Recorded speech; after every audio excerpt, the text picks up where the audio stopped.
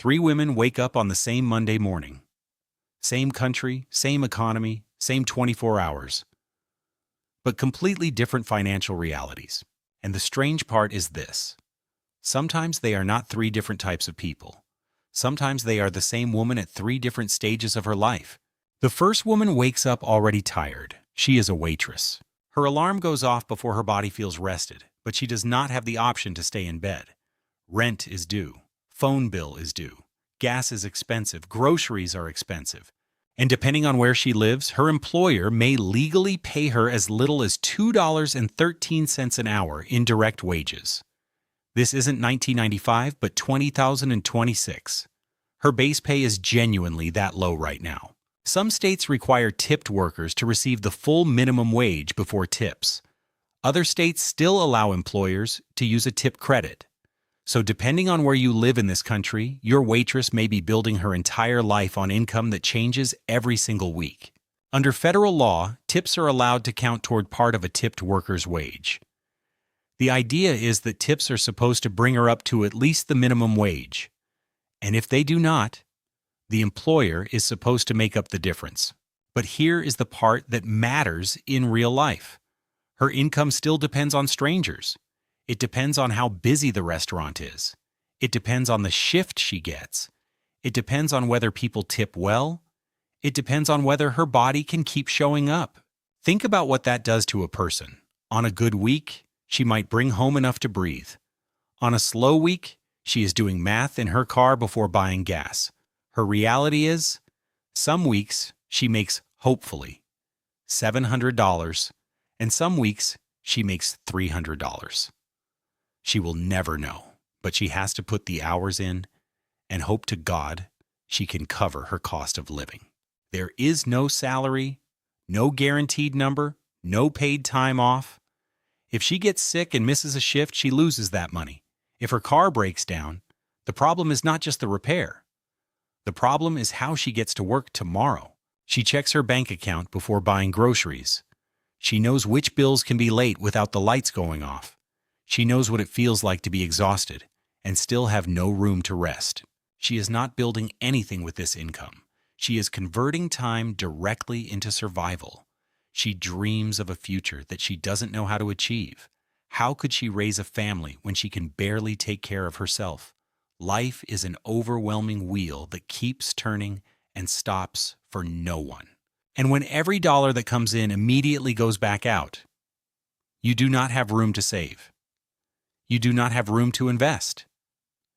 You do not have room to take risks. And without the ability to take risks, nothing changes. People say, just go back to school, just get a better job, just start a business. But every single one of those options has an upfront cost. School costs money, changing careers costs time, knowledge, and a steady foundation. Starting a business costs energy. And she is already running on empty. She is not lazy. She is not irresponsible. She is in a cash flow crisis with no margin for error. And nobody ever explained how to get out. Even so, she pushes herself because she believes one day all this effort will not be in vain. She works in silence to support herself and her dreams, which may not seem realistic today, but that won't stop her. The second woman wakes up differently.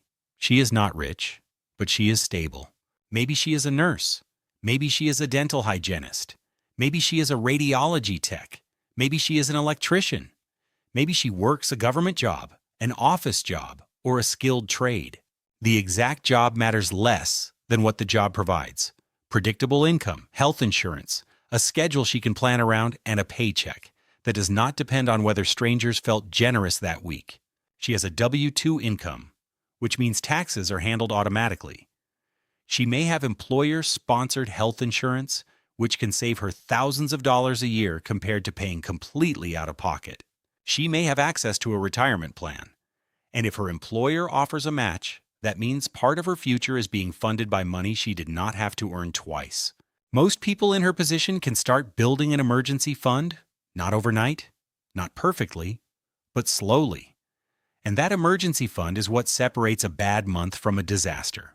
Because when something breaks, her whole life does not have to break with it. She can qualify for loans more easily because banks like stable income. She can build credit. She can save for a home. She can invest a little every month. She still works hard. Most of her week still belongs to her job. She still gets tired. She still has bills. She still has days where she wonders if this is really the life she wanted.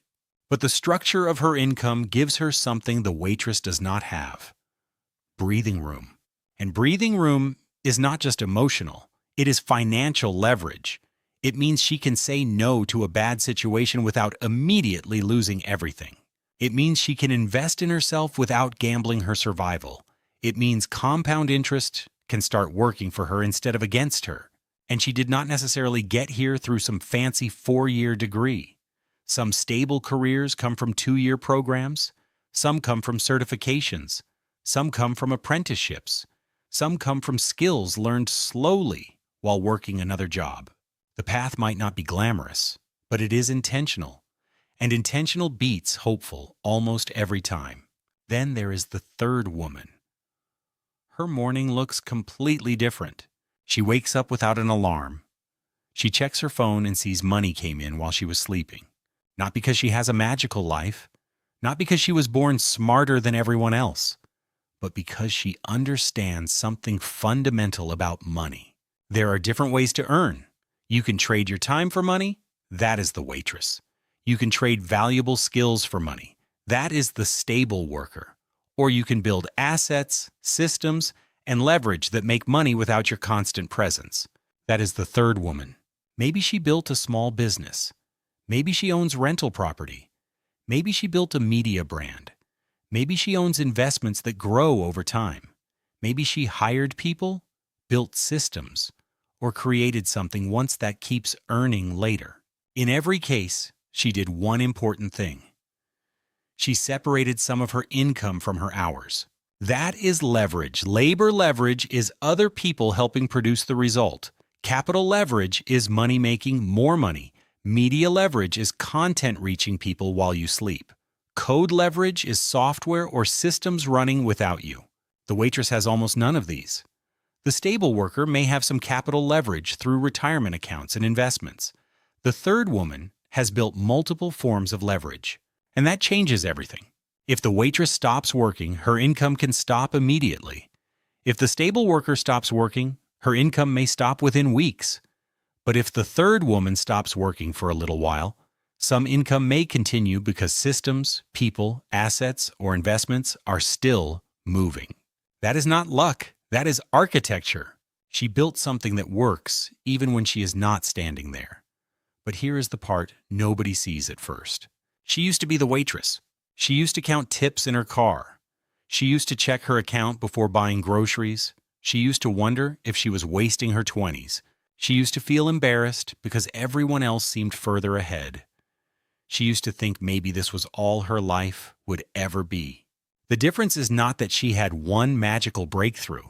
The difference is that she made one quiet shift. She stopped seeing her job as her identity and started seeing it as her funding source. Her job paid for survival. But little by little, she used whatever margin she could find to build something parallel. Maybe it was $50 a month into an index fund when $50 felt almost pointless, but small numbers can compound quietly over time. Maybe it was learning one skill: sales, coding, marketing, copywriting, bookkeeping, something that eventually paid her more per hour than any shift ever could. Maybe it was a tiny side project. Maybe it failed twice. Maybe it embarrassed her. Maybe nobody cared at first, but she kept building. And her life changed the way compounding always works. Slowly, then suddenly. So what is the actual lesson in these three lives? It is not that one woman works hard and the others do not. All three of these women work hard. The difference is what their work is building. The first woman's work builds survival. The second woman's work builds stability. The third woman's work builds leverage. And the goal is not to shame the first woman. The goal is to understand the system she is trapped in. Because you cannot escape a machine you do not understand. If your income depends entirely on your body showing up, your income has a ceiling. No matter how hard you work, There are only 24 hours in a day. Stability begins when your skills are valuable enough that the market pays you reliably. Freedom begins when your assets, systems, and leverage can earn without every dollar requiring another hour of your life. Most people spend their lives in survival. Some people build their way into stability. A smaller number design their way into leverage. And the difference is rarely talent. It is usually financial literacy, understanding how money moves, understanding how assets work, understanding how leverage multiplies effort, understanding that time can either be your biggest limit or your greatest advantage, depending on how you use it. So the question is not just how hard do you work? The question is, what is your work actually building? Because if the answer is only next week's bills, you are on a treadmill. And the first step off that treadmill is understanding how the machine works. Now you do. Subscribe if this made you think differently about money, and comment below which of these 3 women do you relate to most right now. See you in the next one.